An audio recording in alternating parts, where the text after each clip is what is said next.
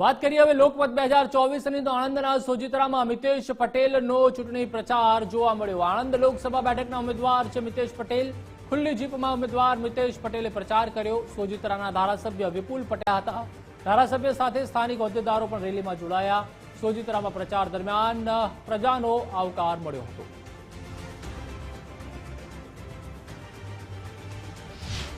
લોકસભાની ચૂંટણીને જ્યારે ગણતરીના દિવસો બાકી રહ્યા છે ત્યારે પ્રચાર પ્રસારના અલગ અલગ માધ્યમો ઉમેદવારો અપનાવતા હોય છે। આજે સીધા દ્રશ્યો જોઈ રહ્યા છો સોજિત્રા ખાતેથી કે જ્યાં ભારતીય જનતા પાર્ટીના ઉમેદવાર મિતેશભાઈ પટેલ દ્વારા જે જીપમાં ખુલ્લી જીપમાં અહીંયા જે ગામમાં પ્રચારમાં નીકળ્યા છે, રેલી કરવા અર્થે નીકળ્યા છે અને જે લોકોને આવકારી રહ્યા છે। સીધા મળીએ તેમને અને જાણીશું કયા પ્રકારનો જન આવકાર મળી રહ્યો છે અને શું કહી રહ્યા છે। સમગ્ર જે આયોજન થઈ રહ્યું છે, પ્રચારની કામગીરી ચાલી રહી છે, મિતેશભાઈ કેવી તૈયારીઓ?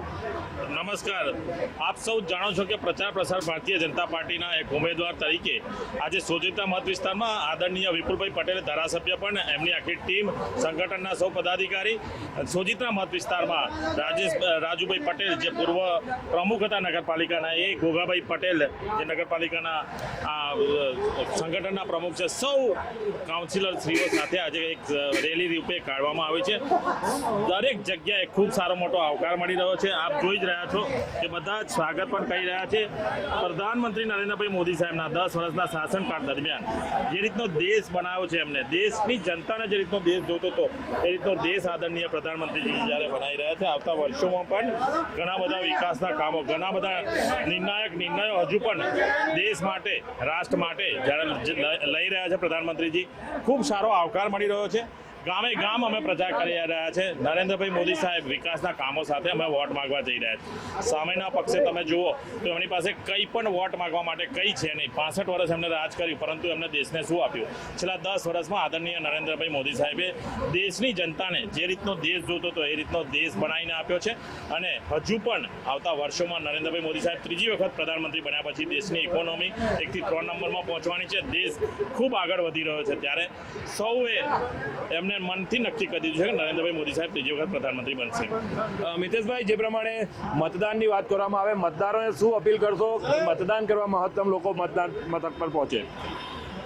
આણંદ જિલ્લાના મતદાતાઓને એટલી જ વિનંતી કરીશ કે આપ સૌ, આના કરતાં પણ વધુ ગરમી હશે 7 મેના રોજ, આપ વહેલા ઉઠીને મતદાન કરો એટલી સૌને મારી વિનંતી છે।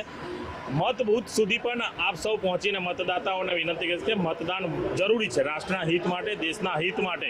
આપણને સૌને ખબર છે કે દેશ જે રીતે આગળ વધી રહ્યો છે નરેન્દ્રભાઈ મોદી સાહેબના નેતૃત્વ હેઠળ, તો આપ સૌને વિનંતી કરીશ કે મતદાન જરૂરથી કરજો। જી હા, તો જે પ્રમાણે ધારાસભ્ય સાથે અને જે પ્રમાણે અત્યારે મતદારોને જે છે મળવા માટે અને જે પ્રમાણે અત્યારે વાત દેખી રહ્યા છે દ્રશ્યમાં કે ખુલ્લી જીપમાં મિતેશભાઈ અત્યારે સોજિત્રામાં જે પ્રચાર માટે નીકળ્યા છે અને સમગ્ર દ્રશ્ય જે છે આપ જોઈને સમજી શકાય છે કે ખૂબ મોટો આવકાર મળી રહ્યો છે અને લોકોને જે પ્રમાણે અત્યારે મતદાન કરવાની સાથે સાથે મિતેશ પટેલે અપીલ કરી છે કે જે આવનાર જ્યારે મતદાનનો દિવસ છે ત્યારે તમામ લોકો પોતાના મતાધિકારનો ઉપયોગ કરે અને વધુમાં વધુ જંગી મતોથી ભારતીય જનતા પાર્ટીના જીતની પણ વિશ્વાસ તેમણે વ્યક્ત કર્યો છે।